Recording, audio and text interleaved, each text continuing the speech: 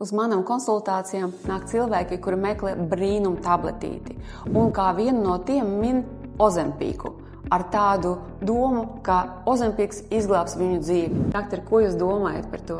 Ozempik ir semaglutīna preparāts, kas paredzēts otra tipa cukura diabēta pacientiem, nevis veseliem cilvēkiem, un ka katram preparātam ir savas blaknes.